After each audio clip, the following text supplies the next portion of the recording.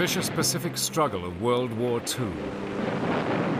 One class of fighting machine was at the spearhead of every battle. At the time, it was the largest warship America had ever built.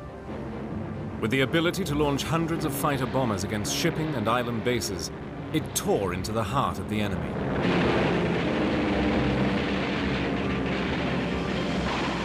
In the bitter and often suicidal battle for the Pacific, it wrought terrifying destruction on the Japanese and brought about ultimate victory.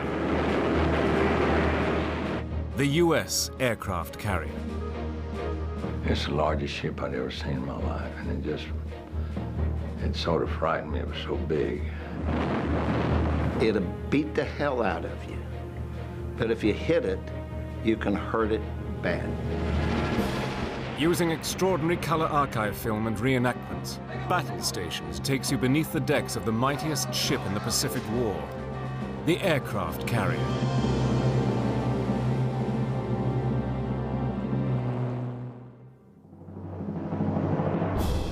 The morning of December the 7th, 1941. A Japanese task force comprising of 6 aircraft carriers is 270 miles north of Hawaii. At 6 a.m. they launched their 360 aircraft. 2 hours later, they attacked the American naval base at Pearl Harbor.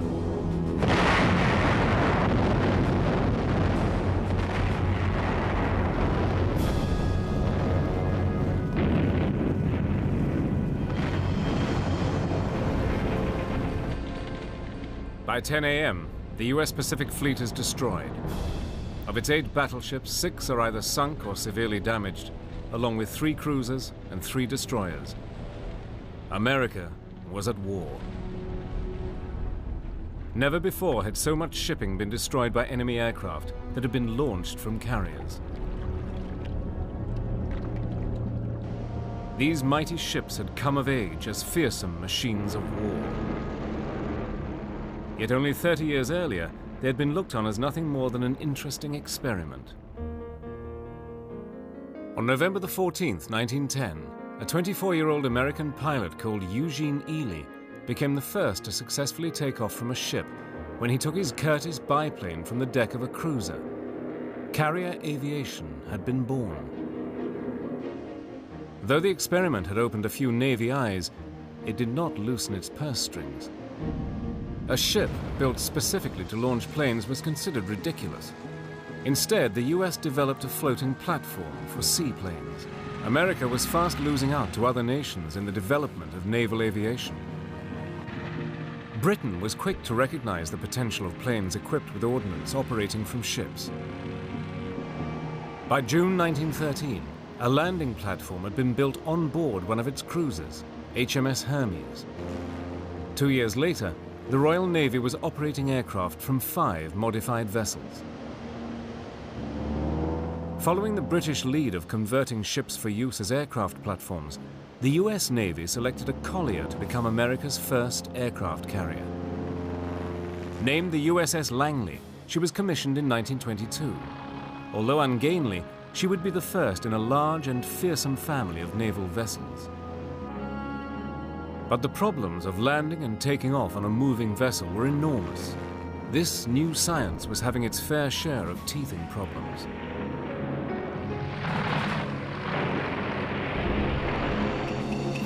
But across the other side of the world, another country was also beginning to develop its own carriers. Japan had seized on the importance of naval aviation, and carrier development was a high priority. By the mid-1920s, its building program was far more advanced than the US.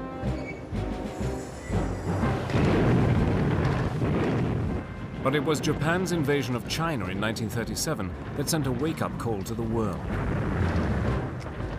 America, conscious of the threat in the Pacific, immediately ordered the construction of a new generation of carriers, more powerful, with greater range and load-carrying capabilities. Amid growing international tension, 3 carriers were commissioned: the Yorktown, Enterprise, and Wasp. Though theoretically capable of launching a devastating attack, the modern aircraft carrier had never before been used offensively. But on the morning of December the 7th, 1941, everything changed.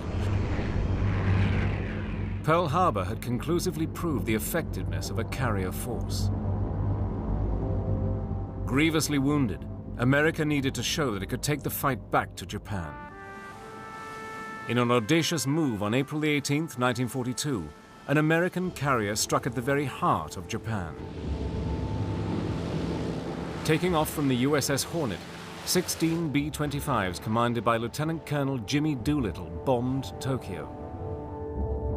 In reality, the raid caused little damage, and the Japanese people were able to go about their normal business. But in America, the psychological impact was enormous. A carrier had struck at the very seat of power of the Japanese emperor, a city thought to be impervious to enemy action. The American public was really down. They had nothing to shout about. All of a sudden, it shows up in the papers, Tokyo bombed. And the attitude of the American public immediately changed. Again, the carrier had demonstrated that even distant enemies were vulnerable to attack. But would there be time for America to build new carriers before Japan had swept across the whole of the Pacific?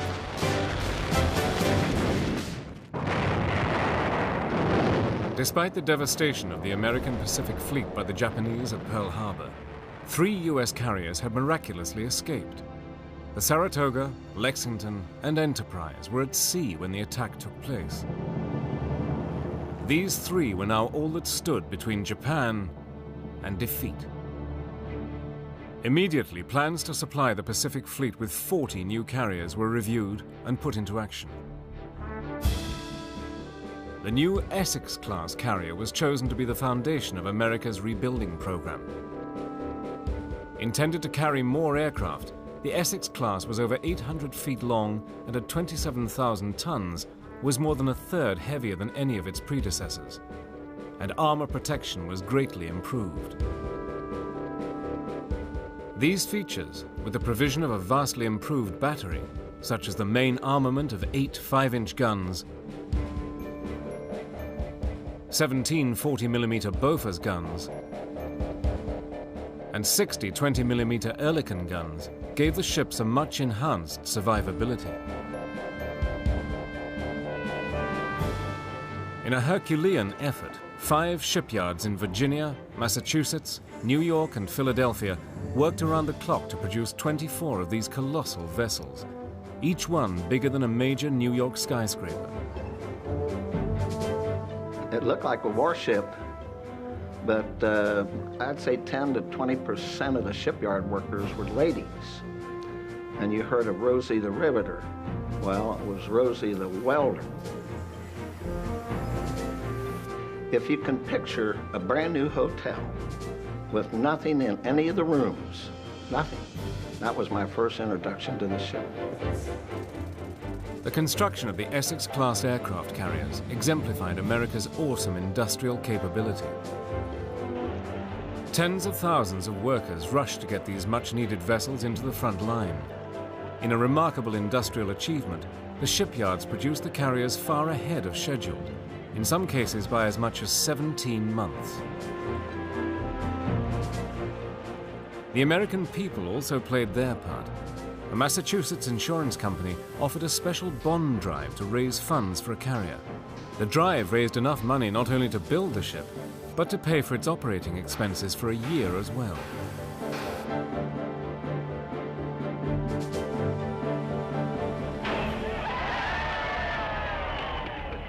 And as these mighty ships began to emerge from the shipyards, there was now a need for sailors to man them. Since the Japanese attacked Pearl Harbor, I had been wanting to get in the service, and I wasn't old enough. So finally, when I became 16, I begged my mother to just let me go because I couldn't stand it anymore. I really wanted to get in. I really wanted to kill the Japs. For many of these young men, it was the first time they had ever seen an aircraft carrier. Oh, my Lord, I thought that thing really floats. It was huge. It was a total of about 17 stories from the bottom of the keel to the very top of the topmast. It was a monstrous thing. I walked along the dock there in Pearl Harbor looking at it, and my sea bag was as big as I was, and I was looking at this. It's the largest ship I'd ever seen in my life, and it just sort of frightened me. It was so big. The building and crewing of these carriers was given top priority. Both America and Japan realized that the carrier was vital to victory in the Pacific and rushed to get these fortresses seaborne. The role of aircraft carriers to carry airplanes, the fighting weapons, so to speak. The dive bombers, the fighters, torpedo planes, and scout planes, and to carry them forward in the area in operations in a group of ships from one spot to another forward in the Pacific. With this in mind, both camps realized that sinking the opposing carrier fleet was the only way to victory.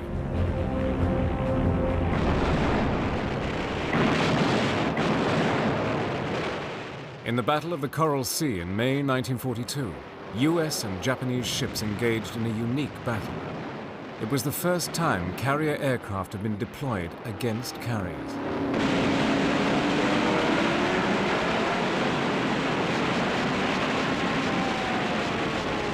During the battle, the USS Lexington was hit by 3 bombs and 2 torpedoes. But the next major naval engagement of the war would prove to be the turning point in the Pacific, the Battle of Midway.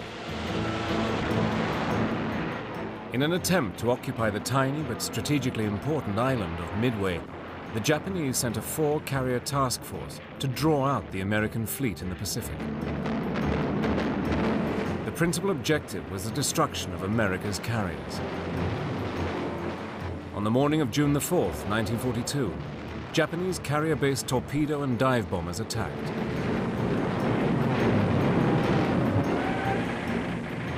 The USS Hornet launched strikes against the Japanese carriers, but its aircraft were met by overwhelming fighter opposition. Of the 41 torpedo planes launched by the American carrier, only 6 returned. But the battle was not lost. The dive bombers of USS Enterprise and Yorktown fearlessly attacked the fleet. In the final tally, 4 Japanese carriers had been destroyed. Midway was a decisive battle, and one that would have a far-reaching impact on the war in the Pacific. You can build another airplane, you can build another carrier. The Japanese did not do what the Americans did. When we had expert pilots, been in combat and everything, they sent them back to States to train more people. The Japanese kept them out there, and we killed them. That was the mistake the Japanese made. America, too, suffered a carrier loss, the USS Yorktown. Despite this loss, Midway established the supremacy of the carrier in naval warfare. They were hailed as the new queens of the sea. But to the sailors, it became all too clear that each engagement would be a battle to the death. As the battle for the Pacific intensified, life was about to become a day-to-day challenge for the men on board the cities of steel. Despite the success of the carrier force at Midway, the battle for the Pacific in 1942 had been costly. 3 US carriers had been sunk. America needed new flat tops, and needed them quickly. By December, the first of the new Essex-class carriers was commissioned and ready to enter the Pacific War. When you go out underneath that Golden Gate Bridge, because you know you're going, you don't know whether you're going to come back or not, this kind of thing. It's really an emotional thing watching as it disappears. That's when you get that lonesome, melancholy feeling. Home to nearly 3,000 officers and crew, the aircraft carrier is actually a floating city. Through miles of corridors encased by armor plating, each man had to learn how to live and work in close confines. There was 3,000 guys on that ship. And the noise was, there were always revving airplanes on a hangar deck. Of course, Up on the flight deck, it was just as bad. Walking around the ship, you had to learn to duck and step at the same time, going through the hatches, or you hit your head or hit your ankle. Of course, down below was hot. It was a floating city. You could get a haircut on there. You could get a Coke. You could get a candy bar. You could buy your cigarettes, incidentally, at 5 cents a package back then. We had our own hospital on board. It was just like a floating city. The bunks were 4 high. They were lengthy enough for a 6'2" like myself. Mine was the bottom unit, probably 3 to 4 inches off of the deck. And to get in, I'd have to lay down and roll into the deck, you know, while everybody else climbed to the top. Meals were cooked in shifts, each accommodating almost 500 men in one sitting. Well, of course, they had all kinds of names for the, you know, collision mats with hydraulic fluid. That, of course, was pancakes and French toast and maple syrup and that type of thing. And then the eggs and the milk were powdered. They weren't exactly the tastiest thing, but there's some other boys that were digging trenches someplace else eating food that we didn't have to eat. At least ours was hot.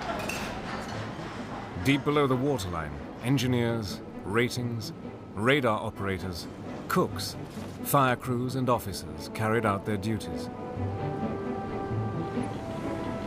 In the armories where we belted the ammunition for the guns was just a room. Eventually they put bunks in there for us so we could sleep in there.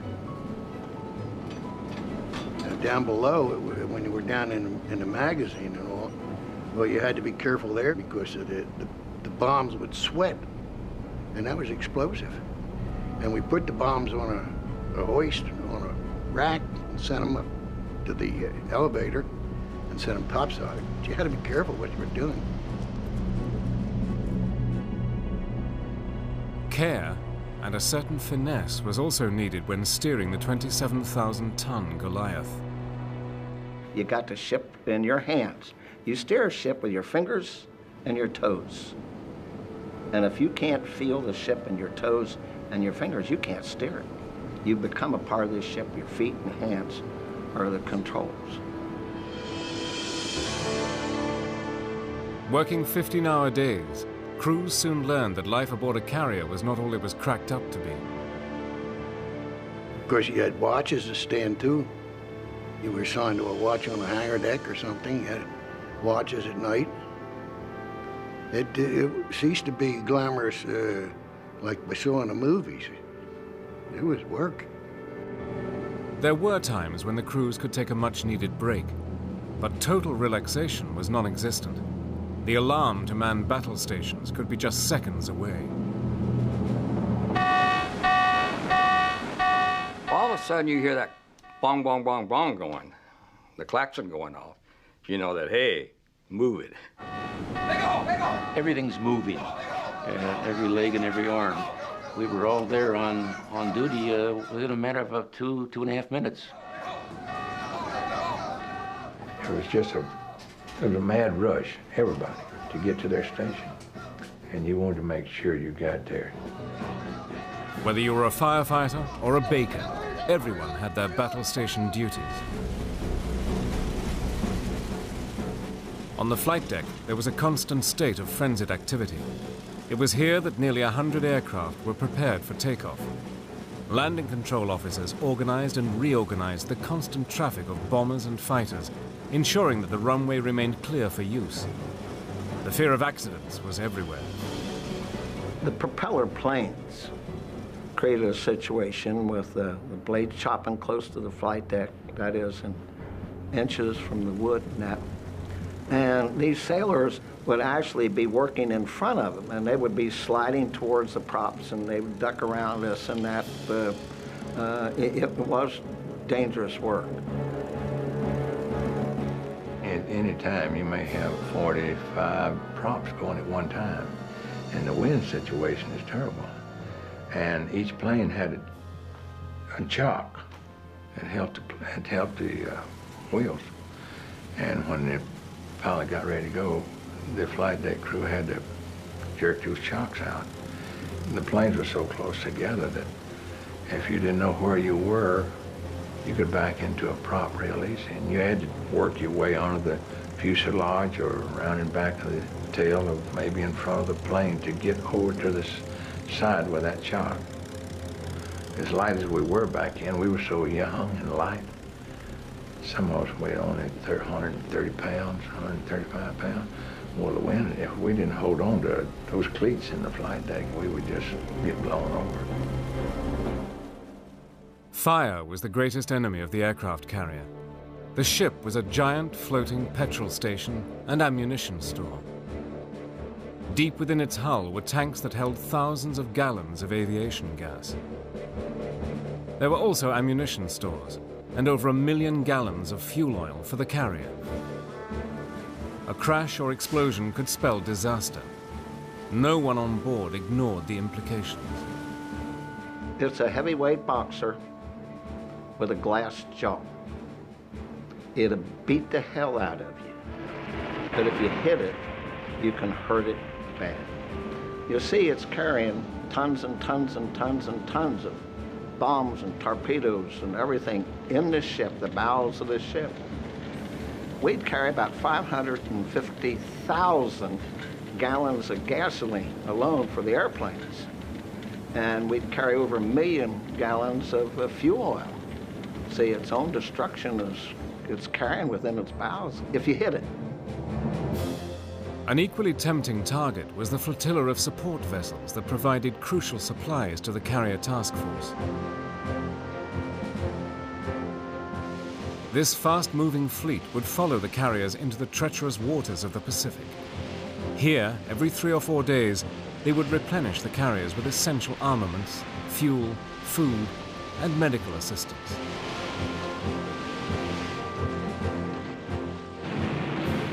By late 1943, the battle for the Pacific Islands intensified, and the carriers were at the spearhead of all the attacks. Wave after wave of aircraft were hurled at the Japanese.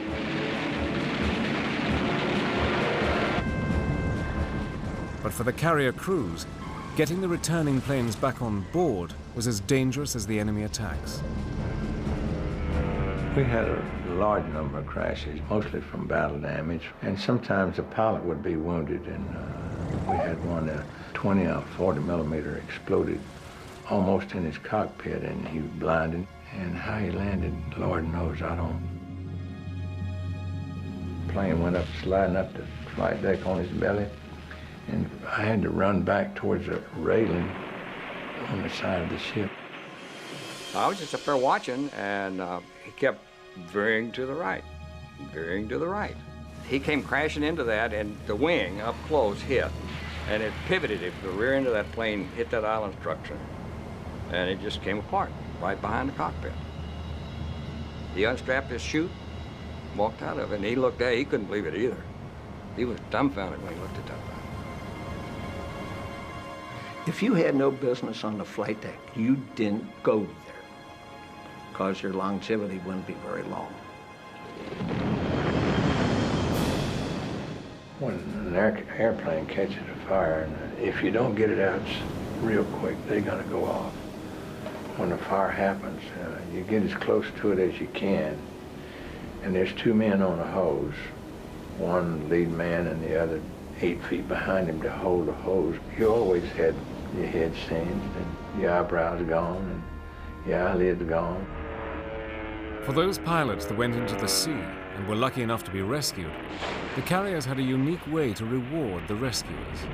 What we would do if a pilot should, for example, he's going to land his plane on the ship and the tail hook wouldn't catch, and he'd go over the side.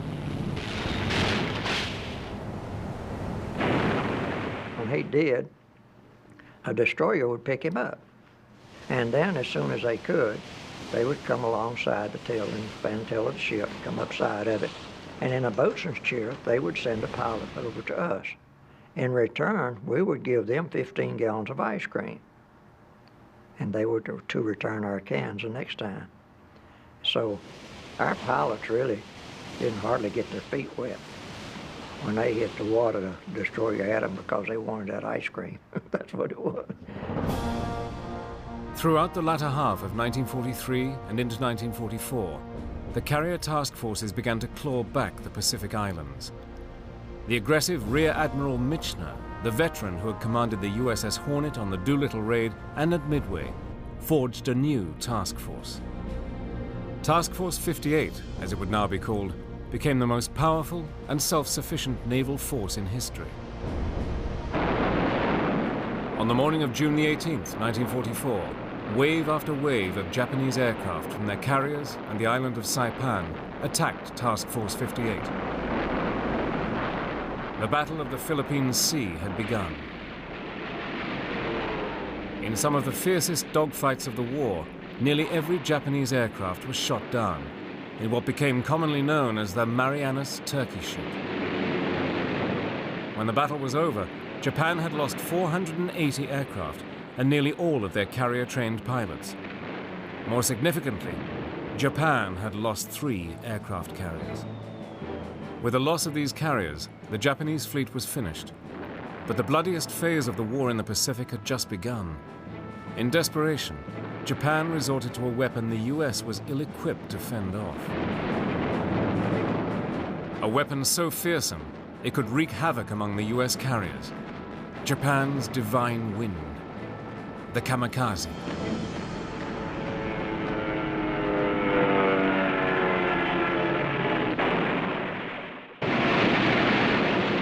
By mid-1944, the Pacific War had seen the near destruction of the Japanese Imperial Navy.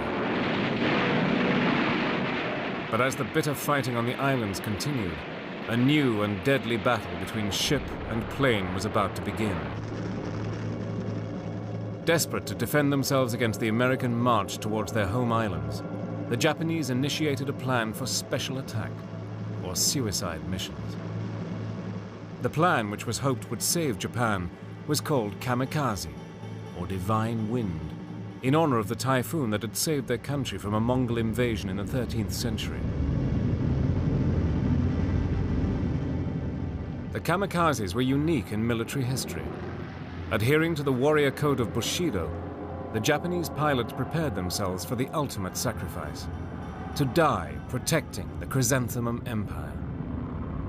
I could never understand somebody doing what the Emperor wanted you to do, and just sacrifice your own life.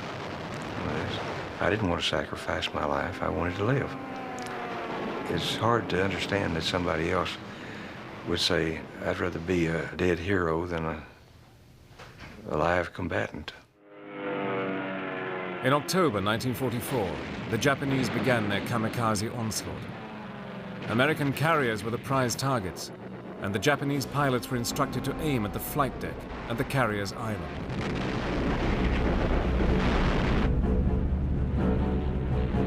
They came at us in waves of 250 to as high as 400 in a unit. And the scary ones, I think, would be the ones that came out of the 25,000 feet and came straight down, you know. Those are hard to stop, you know. You just hope that they weren't aiming at you, you know.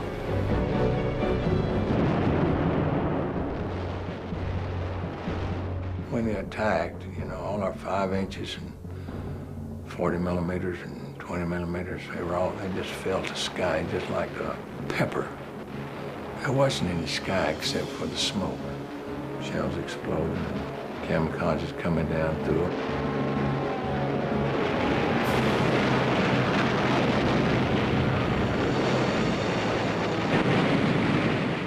When the 20 millimeters went off, well, let me put it this way. You can't dig a foxhole in a steel deck, but I tried. We had one make a torpedo run on us, and he got through all the guns. And when he got right to the edge of the flight deck, the plane just lifted up, and he still had his torpedo on. And you could have stood on the flight deck and touched him as he come over the flight deck. And as soon as he got over the flight deck, he went in a drink.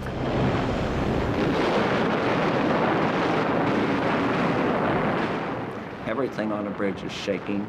and the bulkheads would bounce back and forth like my arm illustrated. It was rather hairy. And then the cordite smoke had come back in the helmsman, and the helmsman, he's working in a cloud of smoke.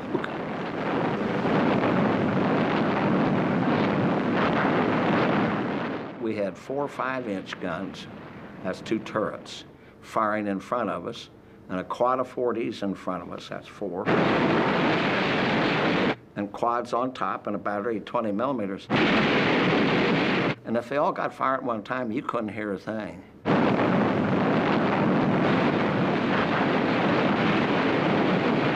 Now, the captain was out on the starboard wing of the bridge, and a raid came in, and he wanted me to turn right. Now, I'm not going to hear anything he says. He just popped in the bridge and reached in and beat me on the arm, beat me on the right arm, and he run back. Turned the rudder full right, and away we went. As the battle proceeded, he'd run back and beat me on the other arm. We never rehearsed this. One time he hit me on the shoulder like that, and he straightened her out. That's the way we were communicating under that thunder of noise.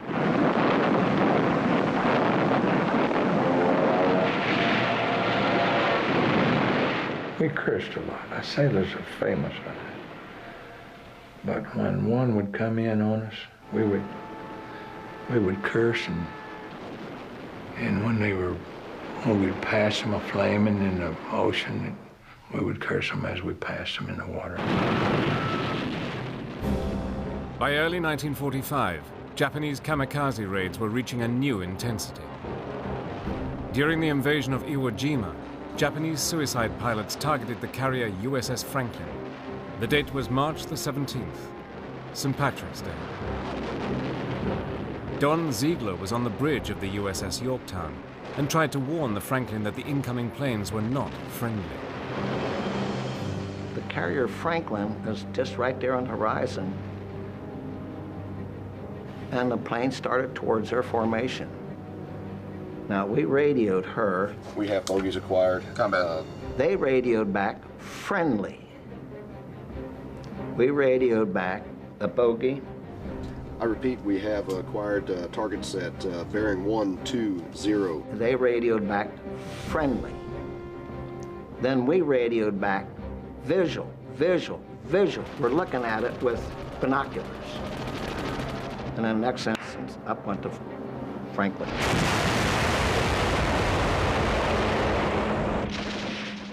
The explosion kind of picked me up and threw me across the wardroom tables. And that was the beginning of a very harrowing 12 hours or 15 hours. And the ship started blowing up. I counted 46 explosions and stopped counting because there was still more going.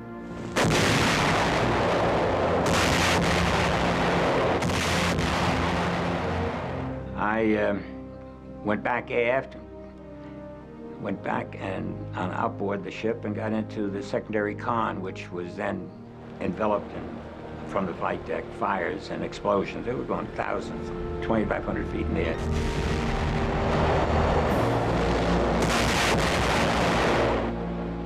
She finally goes dead in the water, and most of the guys are just hollering, get off that son of a bitch, is what they were really wanting them to get off, because she's just blowing up from one end to the other.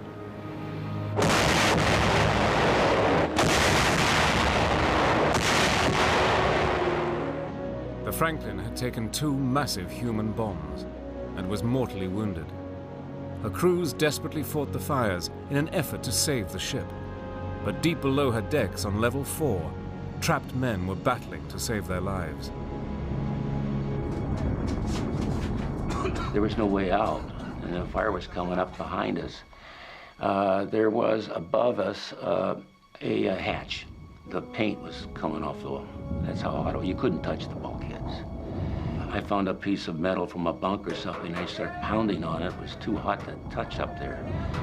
And we just pounding on that. One guy arm would get tired, we'd pass it to somebody else and he'd pound.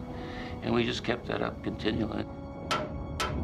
And in fact, it was so hot that Several of the crewmen took off their sheets, their T-shirts or whatever they had on, folded them neatly and urinated in them, and reversed them to get breathing so they could get some air through their T-shirts.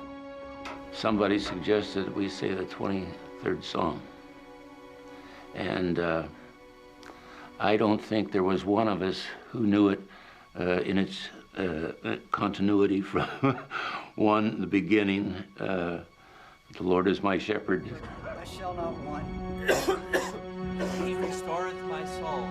He guideth me down the path. Each contributed at least a thought, a sentence, or a part of that psalm, so that we didn't miss a part. We got it all glued together. Thy rod and thy staff, they comfort me.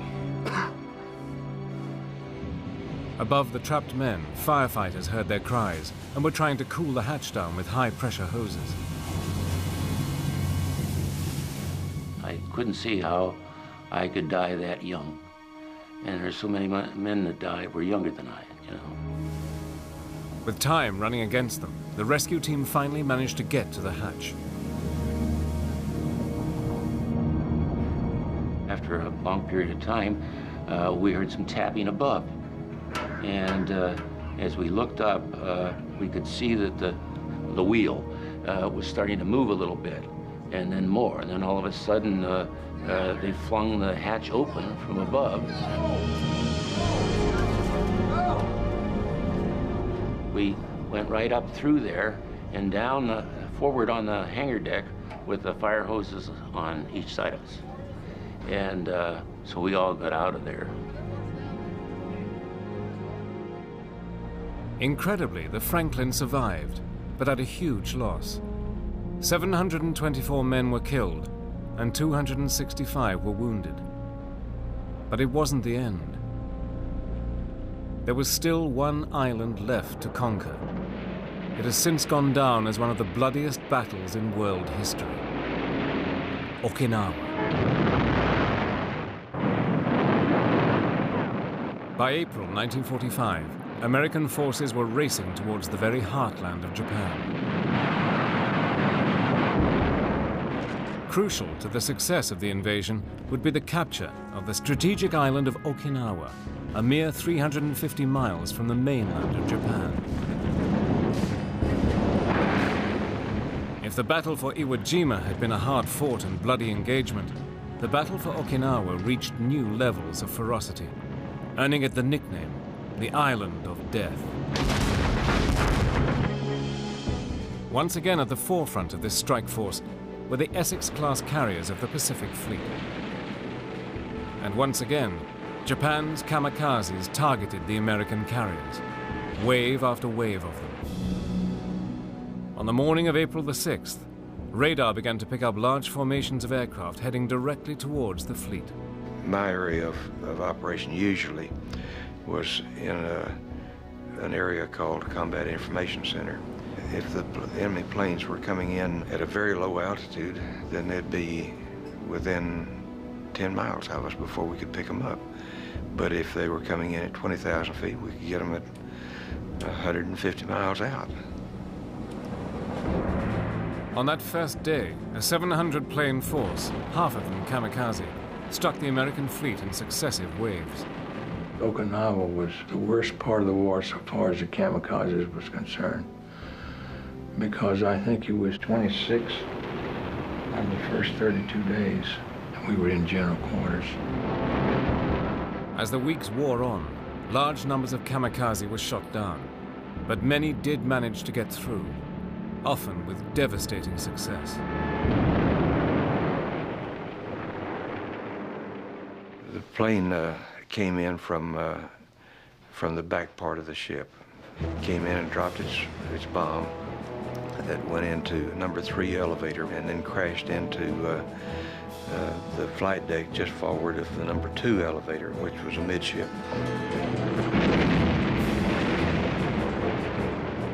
We had planes that were gassed, ready to go, loaded with torpedoes and bombs, and we were on fire. The hangar deck was also on fire. I'd gotten up to the hangar deck and joined a group of 6 or 7 guys on fire hose trying to fight the fire. We didn't have foam to use. It was water.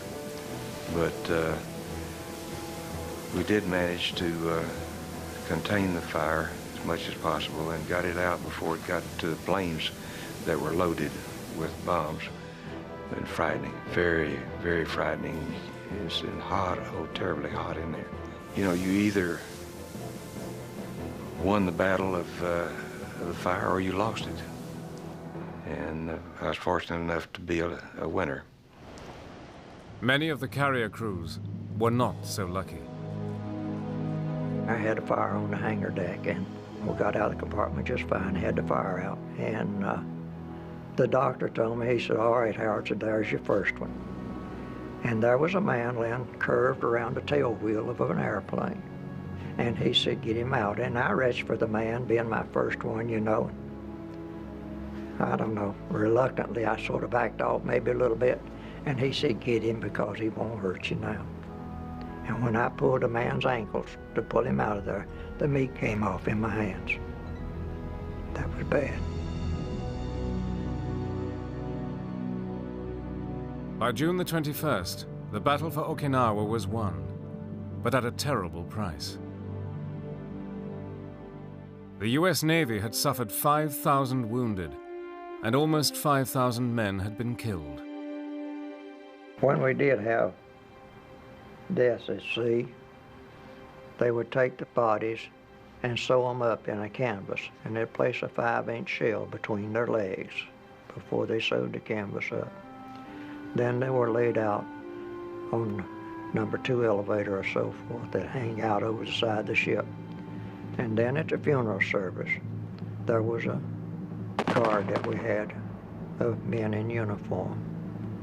And they would tilt these boards up all at one time and slide the bodies into the water.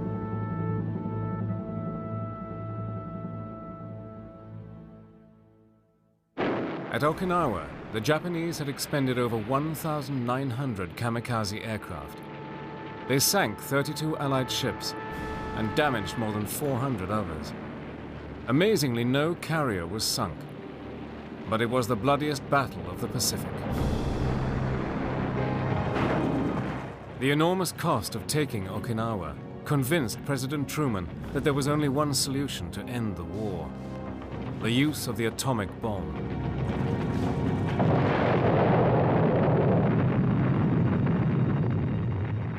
One week later, Japan surrendered.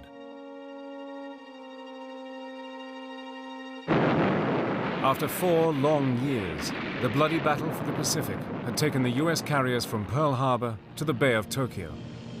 Admiral Mitscher, the man who created Task Force 58, the one always in the thick of action, delivered a fitting tribute to the flat tops. Japan is beaten, and carrier supremacy defeated her. It was the Essex-class carrier which took the war to the enemy and helped to gain a total conclusion of the Pacific War. The carriers took the war to where it was needed. And I think without the carriers, we would have still been fighting.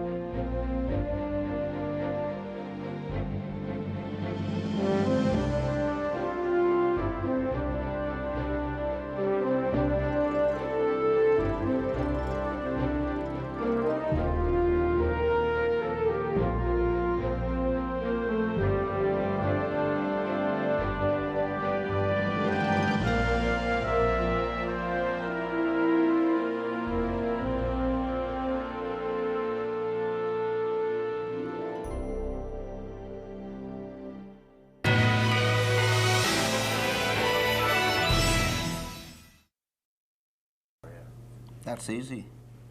We were losing World War II when I went into service. and I was a sailor up at Great Lakes.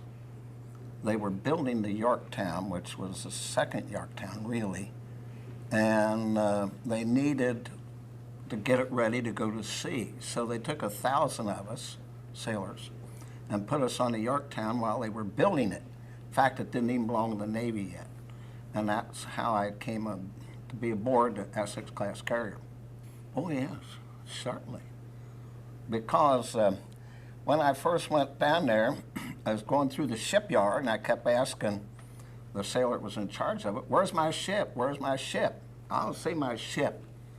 And he says, "See that building down there?" And it was a huge warehouse. And I says, "I don't see it." He says, "It's looking over the top of the warehouse." And that's when I was impressed with its immense size. It was sitting on the other side of the building. You could see it sticking up. Well, I worked on the bridge as a quartermaster. That's ship's control. Now, we were the enlisted men that controlled the ship on the bridge. We worked with the captains and the admirals. And when we say control, that's steering it, controlling its speed, writing the log, the weather, and everything else, all those duties that we performed. Well, the noise takes precedent and eliminates everything you're doing. In other words, the first part of the war, we put our battle shields up. That was the metal that covered the portholes. But we found out if a plane hit the bridge, he'd go in one side and out the other, and you're all gone. So we just left the ports open so we could see what's going to hit us rather than put them up. Consequently, we had 4 5-inch guns, that's 2 turrets, firing in front of us, and a quad of 40s in front of us, that's 4, and quads on top and a battery of 20 millimeters. And if they all got fired at one time, you couldn't hear a thing. You know, I was aware of your presence, and that's all.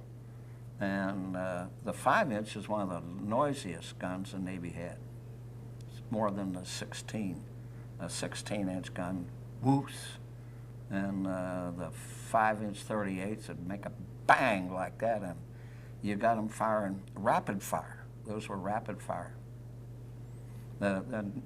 You were like you're walking 3 inches above the deck when those guns are firing. Everything on the bridge is shaking. Telephones would jump out of the cradles. We had little springs on the telephones so they'd stay in the cradle, and the bulkheads would bounce back and forth like my arm illustrated. It was rather hairy. And the helmsman, and the cordite smoke had come back in the helmsman, and the helmsman, he's working in a cloud of smoke. It never was ghastly. Yeah, men blown up and everything. The first time I was in combat, remember I told you that we had 14 helmsmen. Only one guy could steer the ship at a time. And I had a gunner's mate by the name of gunner's mate hollered and come down, and he strapped me in a 20 millimeter cannon. I never fired one of them in my life. On the starboard side. This Jap torpedo plane attacked from the port side. Now, again, on occasions in combat, you feel like a damn fool. I got earphones on. Fire control's telling me, watch your sector. Now, that means you just look straight ahead and back and forth, no matter what happens behind you or on the side. You watch your sector to be able to fire in that sector. Watch your sector. Well, what in the hell is the guns on the port side shooting at? I can't see because the Allen structure's in the way. You know, all right, that's my first detection. The next thing I know, that big burning torpedo plane shot over my shoulders and crashed in the water right in front of us. That was my first introduction that you could get hurt in the war. The 20 millimeter, I always called it a vengeance gun. The big 5-inch, we'd open up so far out that we would get the enemy plane's attention, and they would be bouncing their shells around him and exploding and had him very wary. Then the 40 millimeters would come into play, and those are the babies that shot down most of the enemy planes. Now, you still haven't fired your 20 millimeter. And if you fire 20, he's already there. He's not only in your backyard, he's over it, see? And the whole thing that you did with the 20, you made damn sure, even if he hits you or is going to drop something on you, he's not going to get away. Now, that was true with the Yorktown. It shot down 15 Jap planes, and not a single one of them got away. No Jap attacking the ship ever got back to tell about it. But the 20 would just tear him up because it was almost point-blank firing. Almost. Now, that's kind of how it started. So 9 in the morning, we were launching planes, and a George, that's a fast Japanese plane, broke into the formation on its own. He flew right straight towards the Enterprise, which was right next to us, dropped a bomb, and the bomb bounced down the hangar deck, or flight deck, and killed 2 men and stopped. Didn't go off. And the George, he flew right off the end and took off. Remember I told you about CAP, Combat Air Patrol? Well, those 4 guys are already upside down, and here they come. And the Jap thought he got away with it, and he got splashed in a matter of minutes. He was in the ocean. All right. The Japs are still coming out. That's at 9 in the morning. At noontime, the carrier Intrepid, she was on our starboard quarter. She gets hit. Now, she didn't have a reputation for being a real fighter. She put up one of the most gallant battles I've ever seen, fighting them planes off. She got hit and she was burning, smoking badly. We radioed her and asked her, did she want us to change course? Now, the purpose of that is you're moving the air through the carrier so the smoke doesn't interfere with your fighting fires. And she told us to mind our own damn business. That's how frustrated they were. Okay, now that was noontime. At 3 o'clock, we get attacked and we got hit. We had a Jap, he'd come out of the sky right directly in front of the bridge above us. And you have about 8 seconds to hit him. If you don't hit him in 8 seconds, he's got you. Well, we got him, hit him, but his bomb come off, or he let it go, one of the two. The bomb hit the bridge. It hit 11 feet from where I was standing. Didn't go off. It was a 650-pound bomb, and it scooted down through the side of the ship and went through our incinerator stack, went through the signal bridge, went through a 20-millimeter platform, ripped the legs off of a gunner, and blew up outside the ship between mounts 11 and 13. That's on the outside of the ship, and blew in, cut all our cables.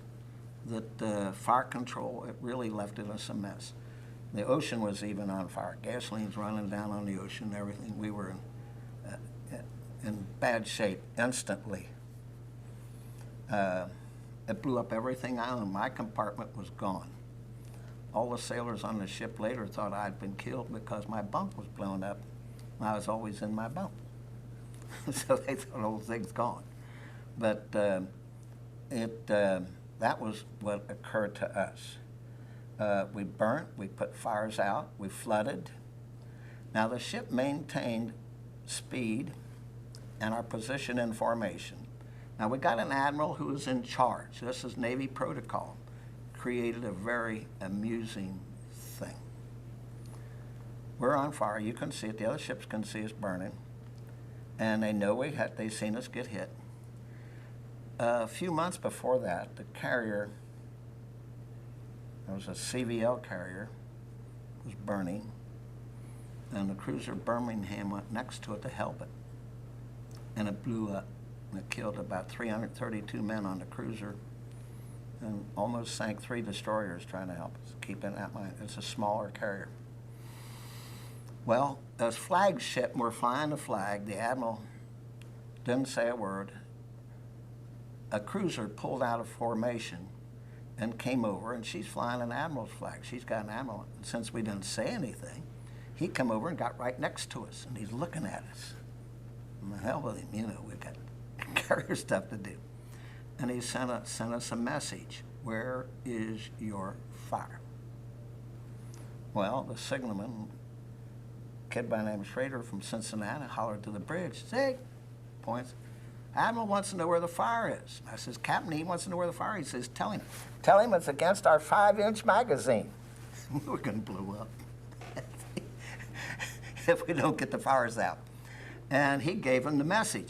And that cruiser turned and headed the other direction. She's throwing water about 12 feet in the air trying to get away from us. Because if we blow up, there is no cruiser. There ain't going to be casualties. There ain't going to be a cruiser. Took off. So those are some of the things that happen with or without communications. But things just happen.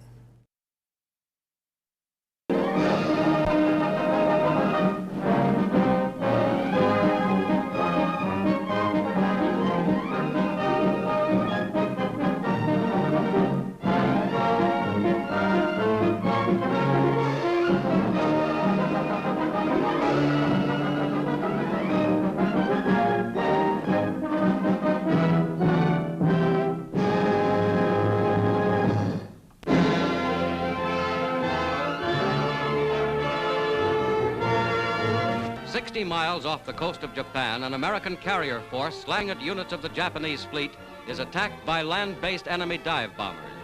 Here in the inland sea is the prelude of an epic of United States Navy warfare. Enemy losses are heavy. No serious damage has been done to our task force.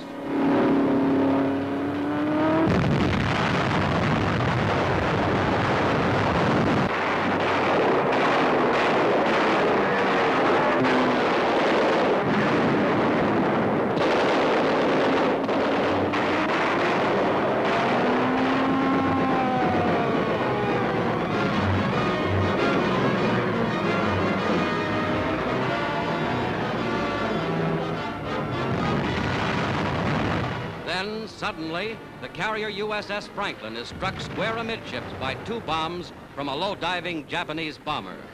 Fully loaded planes on deck burst into flame. Bombs, rockets, and gun ammunition explode, turning the ship into a raging inferno. Without panic, crewmen fight the fires. Only superhuman bravery can save the Franklin, but her men fight on.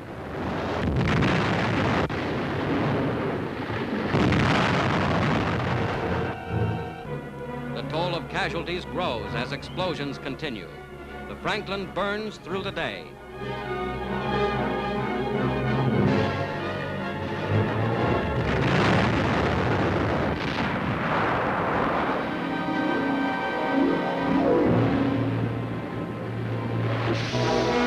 Chaplain Father Joseph O'Callahan, battling heroically to save lives, cares for a critically wounded sailor.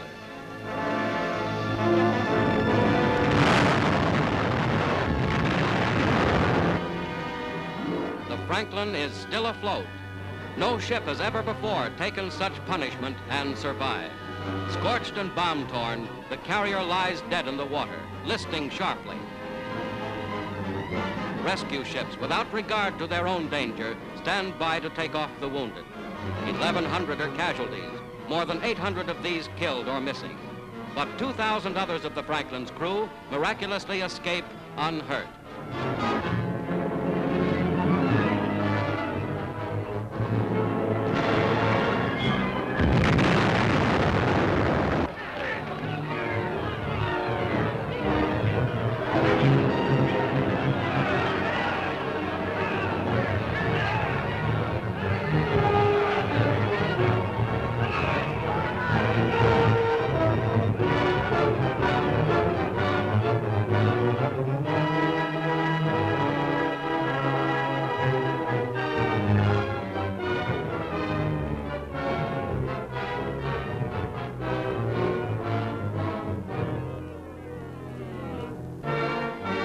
Battle-torn flag of the Franklin still flies, as under her own power again, she heads for a home port. Chaplain O'Callahan celebrates religious services aboard as the Franklin limps across the Pacific.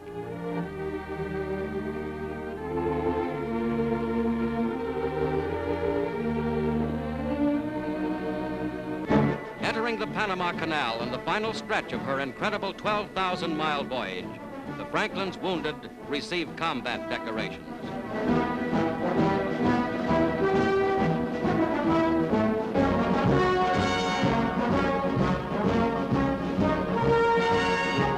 The crew of the Franklin who brought her through safely, heroes all.